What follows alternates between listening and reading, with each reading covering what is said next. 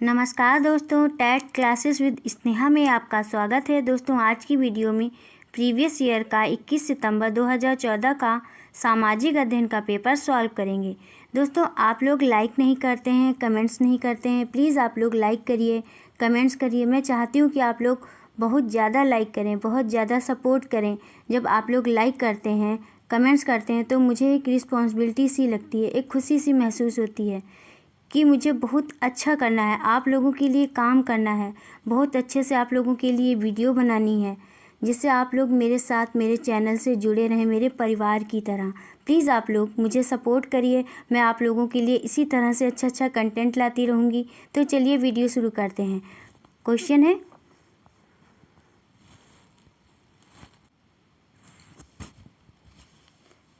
Question है मनुष्य ने कुछ क्षेत्रों में लगभग 8000 वर्ष पहले गांवों में रहना आरंभ किया था। निम्नलिखित में से वे क्षेत्र कौन से थे?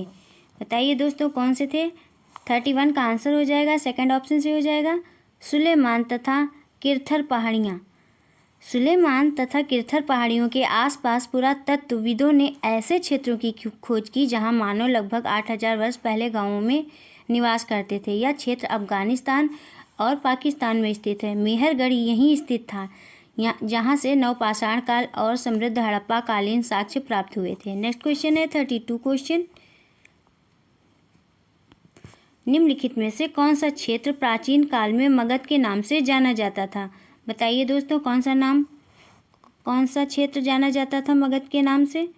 32 का आंसर हो जाएगा, फर्स्ट ऑप्शन से हो जाएगा गंगा का दक्षिणी क्षेत्र।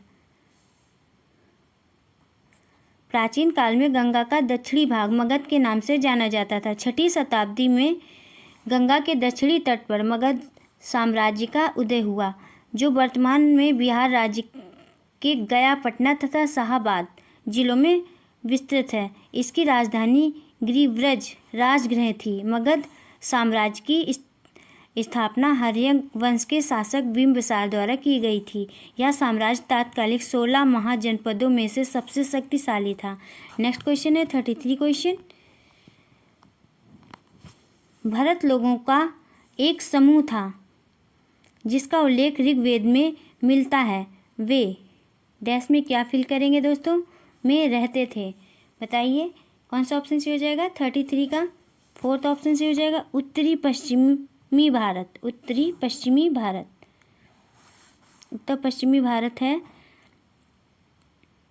ऋग्वेद में उल्लिखित भरत लोगों का एक समूह अथवा कबीला था जो सरस्वती और यमुना के बीच अर्थात उत्तरी पश्चिम भारत में बसा था। इस कबीले का राजा सुदास था, जिसने दशरथ युद्ध में भाग लिया था। दशराज्य युद्ध का उल्लेख ऋग्वेद के 10वें मंडल में था। नेक्स्ट क्वेश्चन है 34 क्वेश्चन। ऋग्वेद की मूल रचना डैश में क्या फिल करेंगे दोस्तों? भाषा में हुई थी। 34 का आंसर हो जाएगा, सेकंड ऑप्शन से हो जाएगा संस्कृति। ऋग्वेद की रचना संस्कृत में की गई है, जिसमें 10 मंडल और 1028 सूक्त हैं। नेक्स्ट क्वेश्चन है 35 क्वेश्चन। निम्नलिखित में से कौन सा आखेटक खाद्य संग्राहक के एक स्थान से दूसरे स्थान की ओर घूमते रहने का कारण नहीं था? 35 का आंसर हो जाएगा, थर्ड ऑप्शन से हो जाएगा संसाधनों के लिए अन्य आखेटक खाद्य संग्राहक समूहों से संघर्ष करना। पाषाण काल की प्रारंभिक अवस्था में मानव एक भोजन संग्राहक था तथा उसका जीवन जंगल, वन तथा जानवरों पर आधारित था, जिसके कारण वह भोजन की तलाश में एक स्थान से दूसरे स्थान तक घूमता रहता था। प्रारंभिक अवस्था में मानव में सामाजिकता नहीं थी, वह अकेले रहता था। सामाजिकता के न होने से समूहों का भी अभाव था, इसलिए समूह संघर्ष मानव के घूमने का कारण नहीं था। नेक्स्ट क्वेश्चन है 36 क्वेश्चन।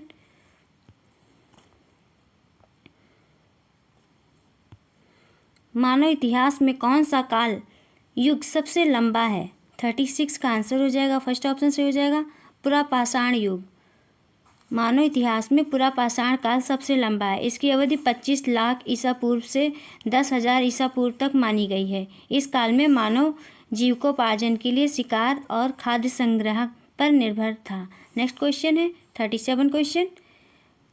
डैश में क्या फिल करेंगे दोस्तों? में प्राचीन शैल चित्रकला मिली है। 37 का आंसर हो जाएगा, फोर्थ ऑप्शन से हो जाएगा मध्य प्रदेश तथा उत्तर प्रदेश। प्राचीन काल शैल चित्रकला के साक्ष्य मध्य प्रदेश और उत्तर प्रदेश से प्राप्त हुए हैं। नेक्स्ट क्वेश्चन है 38 क्वेश्चन। निम्नलिखित में से कौन सा हड़प्पा का स्थल नहीं है? 38 का आंसर हो जाएगा, फोर्थ ऑप्शन से हो जाएगा चिरांद। चिरांद हड़प्पा के पूर्व का स्थल है। यह बिहार के सारण जिले में स्थित है। पुरातात्विक स्थल है जो नवपाषाण काल से संबंधित है। यहाँ से बड़ी संख्या में हिरण के सींगों से निर्मित उपकरण पाए गए हैं। नेक्स्ट क्वेश्चन है 39 क्वेश्चन। पुरु, युद्ध और भरत का वेदों में उल्लेख डैश में क्या फिल करेंगे दोस्तों? की तरह है।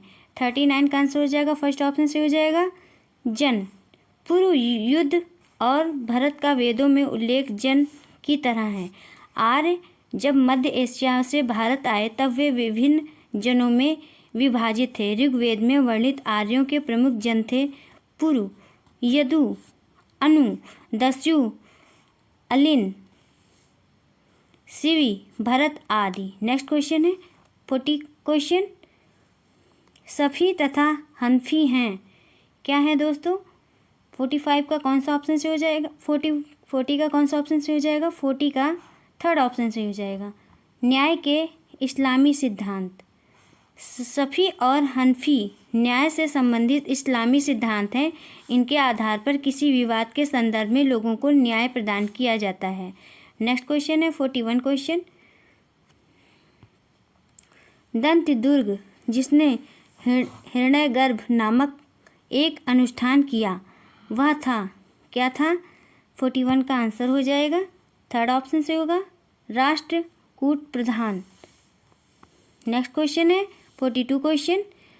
यह किसने लिखा है कि रजिया अपने भाइयों से कहीं अधिक योग्य तथा सक्षम थी? 42 का कौन सा ऑप्शन से होगा दोस्तों? 42 का थर्ड ऑप्शन से हो जाएगा मिन्हाज उस सिराज। नेक्स्ट क्वेश्चन है 43 क्वेश्चन। एक शिलालेख में कहा गया है कि दिल्ली के सुल्तान को खुदा के द्वारा चुना गया है क्योंकि उसमें मोसिस तथा सोलोमन जैसे गुण विद्यमान हैं। दिल्ली का सुल्तान कौन था? बताइए दोस्तों कौन सा ऑप्शन से होगा? 43 का फोर्थ ऑप्शन से हो जाएगा अलाउद्दीन खिलजी। अलाउद्दीन खिलजी के समय का एक शिलालेख जोधपुर से प्राप्त हुआ है। इसमें लिखा है कि दिल्ली के सुल्तान को खुदा द्वारा चुना गया है क्योंकि इसमें मोसिस तथा सोलोमन जैसे गुण विद्यमान हैं। नेक्स्ट क्वेश्चन है 44 क्वेश्चन।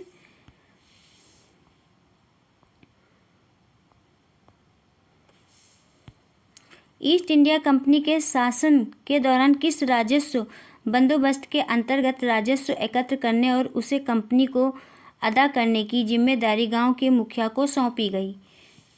44 का आंसर होगा, फोर्थ ऑप्शन से हो जाएगा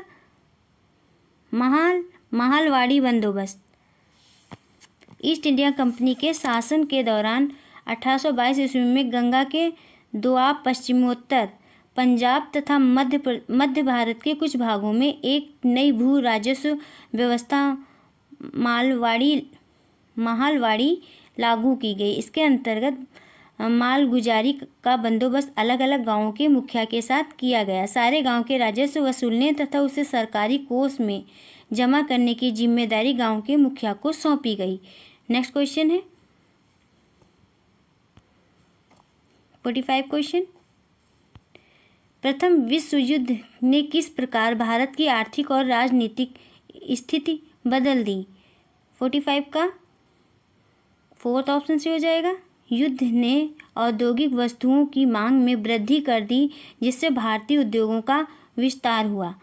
प्रथम विश्व युद्ध के समय संपूर्ण विश्व में वस्तुओं की कीमतों में बढ़ोतरी हुई और वस्तुओं की मांग बढ़ गई जिससे भारतीय उद्योगों का विकास हुआ और भारत की आर्थिक व राजनीतिक स्थिति में परिवर्तन हुआ। नेक्स्ट क्वेश्चन है 46 क्वेश्चन। निम्नलिखित में से कौन सा मरुस्थल का एक उदाहरण है? निम्नलिखित में से कौन सा एक मरुस्थल का एक उदाहरण है? 46 का आंसर हो जाएगा, फर्स्ट ऑप्शन से हो जाएगा लद्दाख। लद्दाख एक शीत मरुस्थल है। यहाँ न्यूनतम वर्षा होती है। सुंदरवन, कोंकण और पश्चिमी घाट समुद्री तट क्षेत्र हैं। नेक्स्ट क्वेश्चन है 47 क्वेश्चन। निम्नलिखित कथनों में से कौन सा कथन पृथ्वी की स्थिति के संबंध में सत्य है? बताइए दोस्तों, कौन सा कथन सत्य है?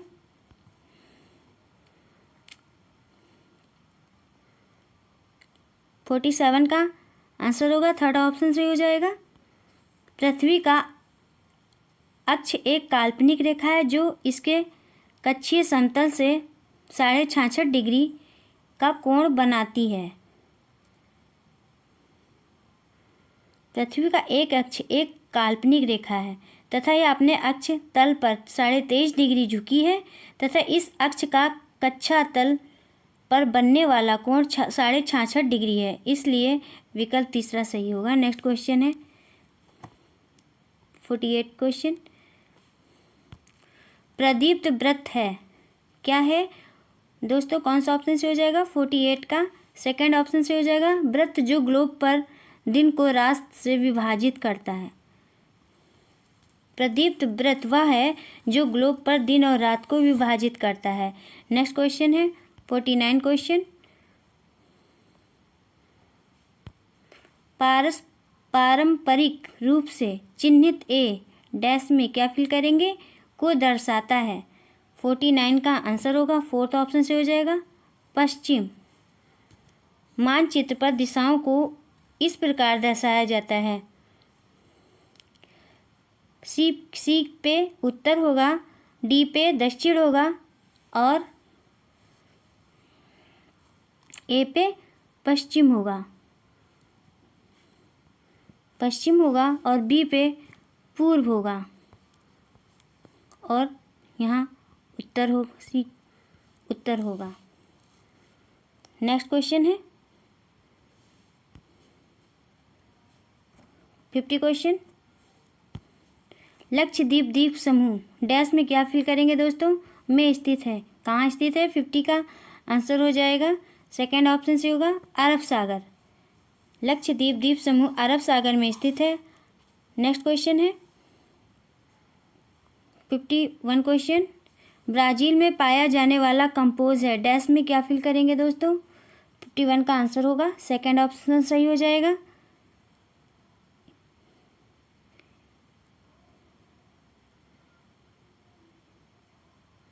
एक उष्णकटिबंधीय घास का मैदान।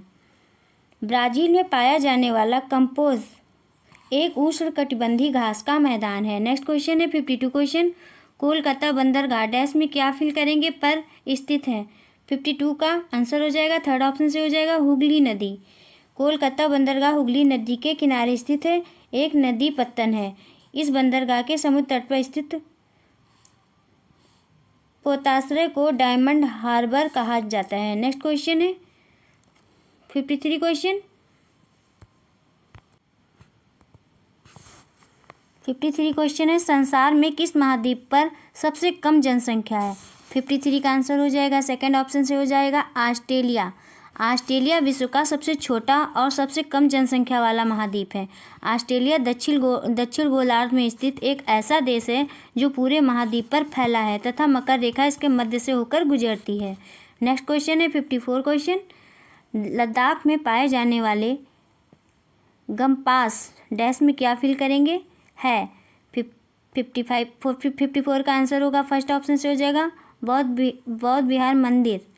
लद्दाख में पाए जाने वाले गम्पास या गोम्पा बौद्ध विहार मंदिर होते हैं। ये विहार तिब्बती शैली में बने हुए हैं। ये तिब्बत, भूटान, नेपाल और उत्तर भारत के लद्दाख, हिमाचल प्रदेश, सिक्किम, अरुणाचल प्रदेश में पाए जाते हैं। ये विहार साधना, पूजा, धार्मिक शिक्षा और भिक्षुओं के निवास स्थान होते हैं। नेक्स्ट क्वेश्चन है 55 क्वेश्चन। चित्र प्रस्तुत करता है, क्या प्रस्तुत करता है? कौन सा ऑप्शन से होगा दोस्तों? 55 का थर्ड ऑप्शन से हो जाएगा चक्रवाती वर्षा। प्रश्न में दिखाया गया चित्र चक्रवाती वर्षा को प्रदर्शित कर रहा है, क्योंकि चक्रवात के आंतरिक भाग में जब भिन्न तापमान वाली पवनें आपस में टकराती हैं तो ठंडी पवनें गर्म पवनों को ऊपर की ओर ढकेलती हैं। ऊपर उठने पर पवन ठंडी हो जाती है और वर्षा कर देती हैं। इस प्रकार होने वाली वर्षा चक्रवाती वर्षा कहलाती है। नेक्स्ट क्वेश्चन है 56 क्वेश्चन। कौन सा उद्योग अक्सर आधुनिक उद्योगों की रीढ़ की हड्डी कहलाता है? 56 का आंसर हो जाएगा फोर्थ ऑप्शन से हो जाएगा इस्पात। इस्पात उद्योगों को आधुनिक उद्योगों की रीढ़ की हड्डी कहा जाता है, क्योंकि अन्य उद्योग हेतु मशीनरी तथा आधारभूत संरचना का निर्माण इस्पात से ही होता है। नेक्स्ट क्वेश्चन है 57 क्वेश्चन। ऑर्गेनिक खेती में कौन सा ऑप्शन से होगा दोस्तों? 57 का थर्ड ऑप्शन से हो जाएगा प्राकृतिक खाद तथा कीटनाशकों का प्रयोग किया जाता है। ऑर्गेनिक खेती या जैविक खेती में संश्लेषित उर्वरकों एवं कीटनाशकों के स्थान पर प्राकृतिक खाद, हरी खाद, जिसे हरी खाद कहते हैं, तथा कीटनाशकों का प्रयोग किया जाता है। नेक्स्ट क्वेश्चन है 58 क्वेश्चन। खाद्य सुरक्षा के संबंध में निम्नलिखित में से कौन सा सत्य है? कौन सा सत्य है दोस्तों? कौन सा ऑप्शन से हो जाएगा? 58 का फोर्थ ऑप्शन से होगा खाद्य सुरक्षा बनी रहती है जब सभी व्यक्तियों के लिए हर समय पर्याप्त सुरक्षित तथा पौष्टिक खाद्य पदार्थ की सुविधा उपलब्ध हो। नेक्स्ट क्वेश्चन है 59 क्वेश्चन। निम्नलिखित में से कौन सा प्रसिद्ध पर्यावरण अनुकूल ऑटोमोबाइल ईंधन है? 59 का आंसर हो जाएगा फर्स्ट ऑप्शन से हो जाएगा CNG। पर्यावरण अनुकूल ऑटोमोबाइल ईंधन CNG होता है। इसे उत्पीड़ित प्राकृतिक गैस कहते हैं। यह पृथ्वी के भीतर पाए जाने वाले हाइड्रोकार्बनों का मिश्रण होता है, जिसमें 80 से 90% मीथेन होती है। पर्यावरण की दृष्टि से यह सबसे कम प्रदूषण करती है। नेक्स्ट क्वेश्चन है 60 क्वेश्चन। बैरोमीटर का प्रयोग होता है, किसमें होता है? डैश में क्या फिल करेंगे दोस्तों? 60 का आंसर हो जाएगा थर्ड ऑप्शन से होगा वायुमंडलीय दाब को मापने के लिए। बैरोमीटर का प्रयोग वायुमंडलीय दाब को मापने के लिए किया जाता है। नेक्स्ट क्वेश्चन है 61 क्वेश्चन। ऐसा विश्वास किया जाता है कि ईसा का शिष्य सेंट थॉमस डैश में क्या फिल करेंगे दोस्तों? में आए। कहाँ आए? 61 का आंसर हो जाएगा फोर्थ ऑप्शन से होगा केरल में आए। ईसा का शिष्य सेंट थॉमस पहली सदी ईस्वी में भारत में ईसाई धर्म का प्रचार करने के लिए पहला शासक गोंडफर्नीज के शासनकाल में भारत आया। 42 ईस्वी में यह दक्षिण भारत में केरल चला गया, जहां पर इसकी मृत्यु हो गई। इस प्रकार ईसाई धर्म ने भारत में पहली सदी में प्रवेश किया। नेक्स्ट क्वेश्चन है 62 क्वेश्चन। जूलू क्या है? जूलू बताइए दोस्तों क्या है? 62 का फर्स्ट ऑप्शन से हो जाएगा दक्षिण अफ्रीका की एक जनजाति। जूलू दक्षिण अफ्रीका की एक जनजाति है। बंतू जनजातियों द्वारा बोली जाने वाली भाषा को इसी जूलू कहा जाता है। नेक्स्ट क्वेश्चन है 63 क्वेश्चन। संविधान के अनुसार राज्य के कितने अंग हैं? बताइए दोस्तों कितने अंग हैं? 63 का आंसर हो जाएगा सेकंड ऑप्शन से हो जाएगा 3। संविधान के अनुसार राज्य के 3 अंग व्यवस्थापिका, कार्यपालिका और न्यायपालिका है। नेक्स्ट क्वेश्चन है 64 क्वेश्चन। 64 क्वेश्चन है संघवाद से तात्पर्य है। क्या तात्पर्य है? कौन सा ऑप्शन से होगा दोस्तों? 64 का फर्स्ट ऑप्शन से हो जाएगा देश में एक से ज़्यादा स्तर की सरकार का होना। देश में एक से ज़्यादा स्तर की सरकारें स्थापित होना संघवाद कहलाता है। नेक्स्ट क्वेश्चन है 65 क्वेश्चन। एक राज्य में एक राजनेता यह तय करता है कि उसके राज्य में दूसरे राज्य के कामगारों को कार्य करने की अनुमति नहीं दी जाएगी, तो इससे कौन से मौलिक अधिकार का उल्लंघन होगा? बताइए दोस्तों कौन से मौलिक अधिकार का उल्लंघन होगा? 65 का आंसर हो जाएगा सेकंड ऑप्शन से होगा स्वतंत्रता का अधिकार। यदि कोई राज्य सरकार दूसरे राज्य के कामगारों को अपने राज्य में कार्य करने की अनुमति नहीं देती है तो यह स्वतंत्रता के अधिकार का उल्लंघन होगा। संविधान के अनुच्छेद 19 के तहत भारत के सभी नागरिकों को देश में कहीं भी व्यवसाय करने, कोई भी रोजगार करने की स्वतंत्रता प्रदान की गई है। नेक्स्ट क्वेश्चन है 60 क्वेश्चन। राज्यसभा में अधिकतम डैश में क्या फिल करेंगे दोस्तों? हो सकते हैं। 60 का आंसर हो जाएगा, थर्ड ऑप्शन से हो जाएगा 245 सदस्य। भारतीय संविधान के अनुच्छेद 80 के तहत राज्यसभा सदस्यों की अधिकतम संख्या 250 है, परंतु वर्तमान में राज्यसभा की सदस्य संख्या 245 है, जिसमें 233 सदस्य निर्वाचित तथा 12 मनोनीत सदस्य हैं। नेक्स्ट क्वेश्चन है 67 क्वेश्चन। हमारी व्यवस्था में संसद को बहुत अधिक अधिकार प्राप्त हैं, क्योंकि 67 का आंसर होगा, थर्ड ऑप्शन से हो जाएगा, यह जनता का प्रतिनिधित्व करती है। हमारी शासन व्यवस्था में संसद को बहुत अधिक अधिकार प्राप्त हैं, क्योंकि संसद का निर्माण लोकसभा, राज्यसभा और राष्ट्रपति से मिलकर होता है। यह जनता का प्रतिनिधित्व करती है, क्योंकि इसके सदस्य का चुनाव प्रत्यक्ष और अप्रत्यक्ष रूप से जनता ही करती है, इसलिए इसे अधिक अधिकार प्राप्त है। नेक्स्ट क्वेश्चन है 68 क्वेश्चन।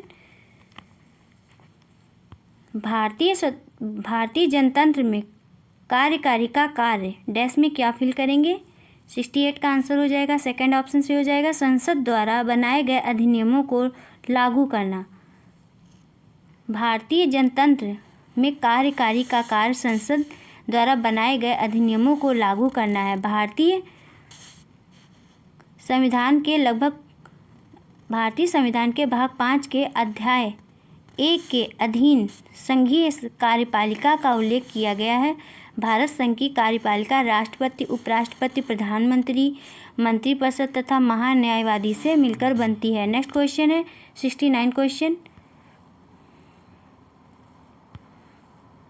मध्याह्न अल्पाहार कार्यक्रम के बहुत से सकारात्मक प्रभाव हैं, निम्नलिखित में से कौन सा इनमें से एक नहीं है?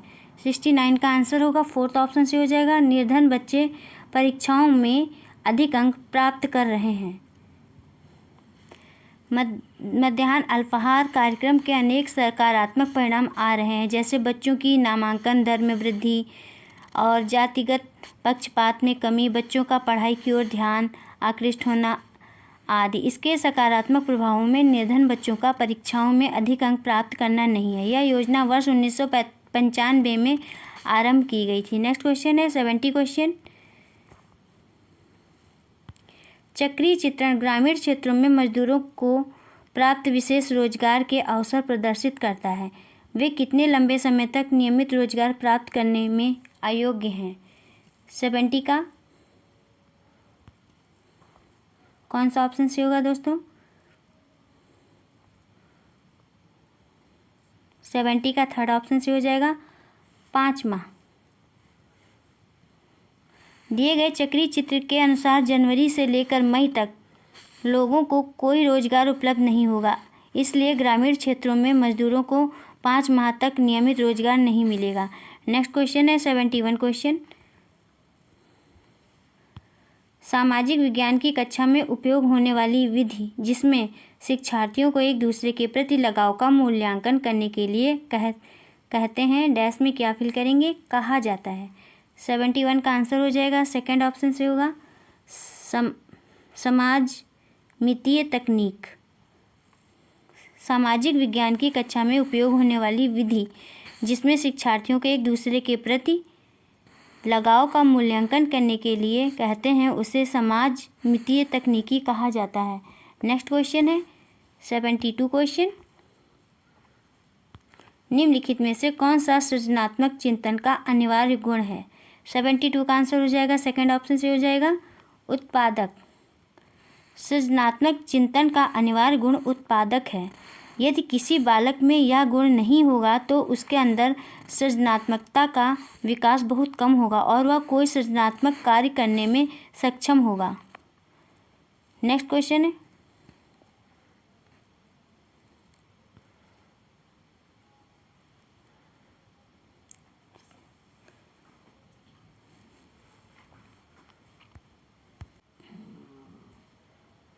सृजनात्मक चिंतन का अनिवार्य गुण उत्पादक है। यदि किसी बालक में यह गुण नहीं होगा तो उसके अंदर सृजनात्मकता का विकास बहुत कम होगा और वह कोई सृजनात्मक कार्य करने में असक्षम होगा।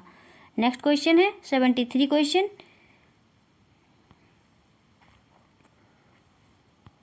एक चुनाव के दौरान उसके विभिन्न मुद्दों की भूमिका को समझने के लिए आप विद्यार्थियों को निम्न में से सबसे ज़्यादा क्या पूछना पसंद करेंगे। 73 का आंसर होगा सेकंड ऑप्शन से हो जाएगा, प्रत्येक पार्टी की प्राथमिकताएं और उसकी सर्वाधिक समर्थनकारी नीतियों के प्रकारों का विश्लेषण करना।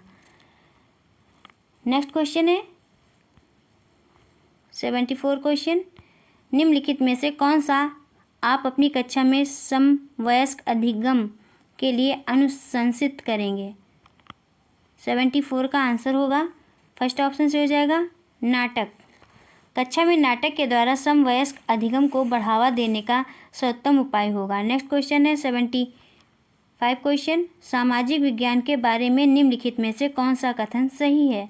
75 का आंसर हो जाएगा फोर्थ ऑप्शन से हो जाएगा, सामाजिक विज्ञान विश्लेषणात्मक और सृजनात्मक मानस की नींव रखता है। सामाजिक विज्ञान एक विश्लेषणात्मक और सृजनात्मक मानस का मीन्स है मनुष्य की नींव रखता है। इसके अध्ययन से मनुष्य में विश्लेषण की क्षमता और सृजनात्मकता का गुण विकसित होता है। नेक्स्ट क्वेश्चन है 76 क्वेश्चन। सामाजिक विज्ञान में परीक्षा सुधार पर हाल ही का एक NCF आधार पत्र डैश में क्या फिल करेंगे पर बल देता है। 76 का आंसर होगा सेकेंड ऑप्शन से हो जाएगा, सतत आकलन। सामाजिक विज्ञान की परीक्षा सुधार पर NCF आधार पत्र सतत आकलन पर बल देता है। नेक्स्ट क्वेश्चन है 77 क्वेश्चन।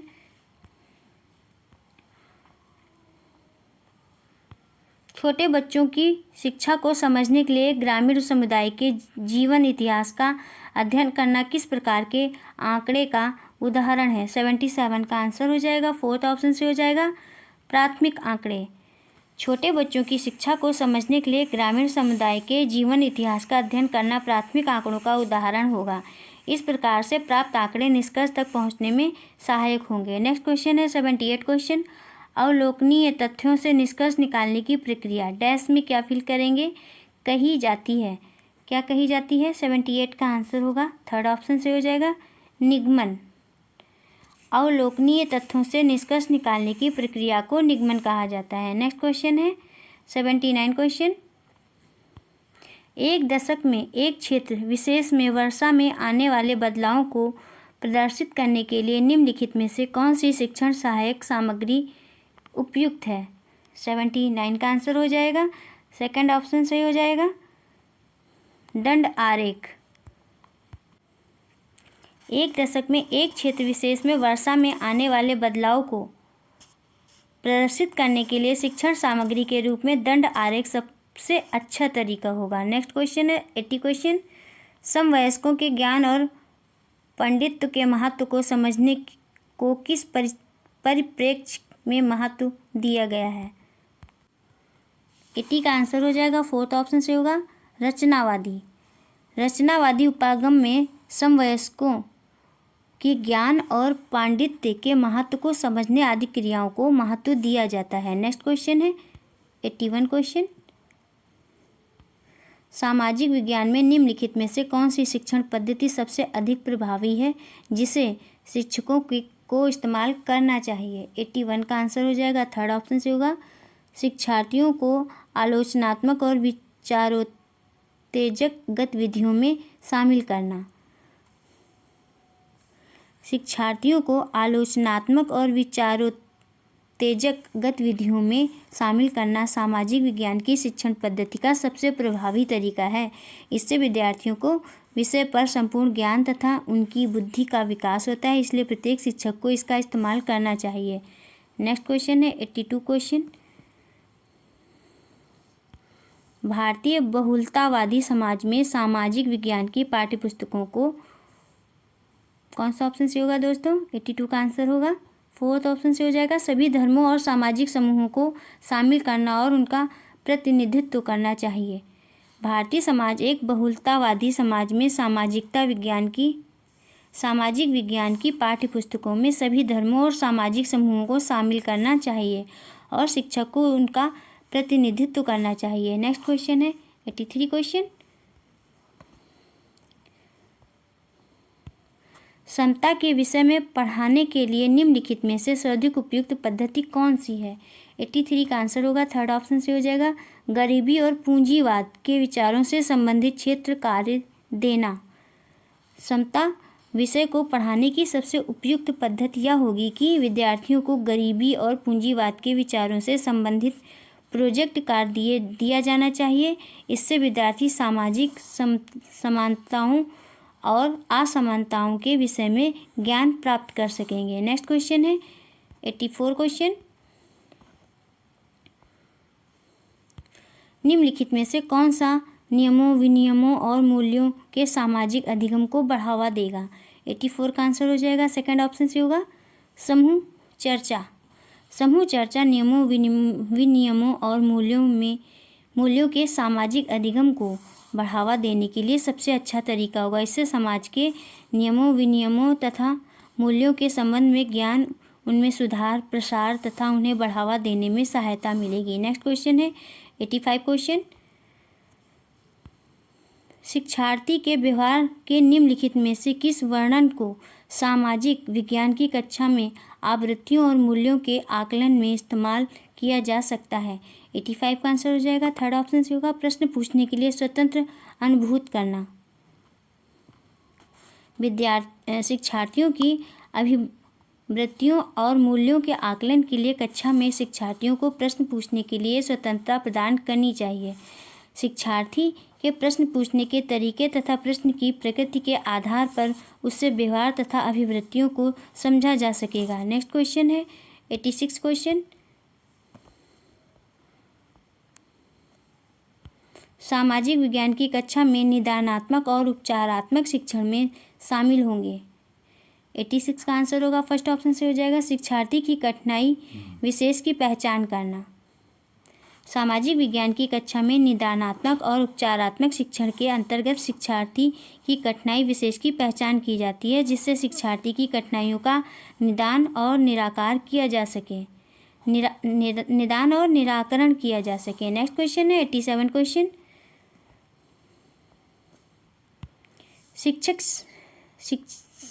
शिक्षक शिक्षा के दौरान सूक्ष्म शिक्षण निम्नलिखित में से किसकी ओर संकेत करता है? 87 का आंसर होगा सेकंड ऑप्शन से होगा, ऐसी छोटी कक्षा को पढ़ाना जिसमें सहपाठी शिक्षार्थियों की भूमिका निर्वाह कर रहे हों। शिक्षक शिक्षा के दौरान ऐसी छोटी कक्षा को पढ़ाना जिसमें सहपाठी शिक्षार्थियों की भूमिका का निर्वाह कर रहे हों को सूक्ष्म शिक्षण कहा जाता है। नेक्स्ट क्वेश्चन है 88 क्वेश्चन। सामाजिक विज्ञान की कक्षा में अवधारणाओं को स्पष्ट करते समय जब एक शिक्षक वैयक्तिक अनुभवों का प्रयोग करता है तो वह 88 का आंसर होगा थर्ड ऑप्शन से होगा, उनकी स्थानीय वास्तविकता को वैश्विक संदर्भों के साथ जोड़ने की योग्यता को बढ़ावा देता है। सामाजिक विज्ञान की कक्षा में अवधारणाओं को स्पष्ट करते समय जब एक शिक्षक वैयक्तिक अनुभवों का प्रयोग करता है तो वह उनकी स्थानीय वास्तविकता को वैश्विक संदर्भों के साथ जोड़ने की योग्यता को बढ़ावा देता है। नेक्स्ट क्वेश्चन है 89 क्वेश्चन। निम्नलिखित में से कौन से शिक्षार्थी की सांस्कृतिक पूंजी बनाते हैं? निम्नलिखित में से कौन से शिक्षार्थी की सांस्कृतिक पूंजी बनाते हैं? 89 का आंसर होगा थर्ड ऑप्शन से होगा, परिवार की शैक्षिक पृष्ठभूमि।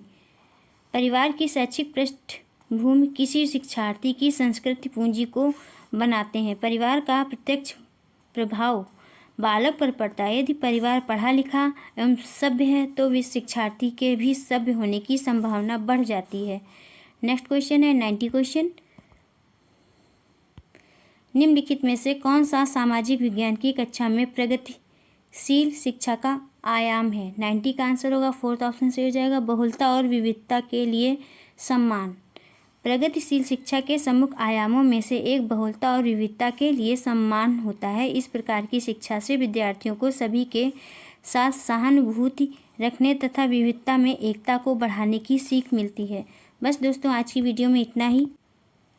दोस्तों, यदि आपको क्लास पसंद आई हो तो चैनल को सब्सक्राइब करिए, लाइक करिए, शेयर करिए और कमेंट्स करके बताइए कि क्लास कैसी रही। मिलते हैं नेक्स्ट क्लास में। Thank you for watching this video.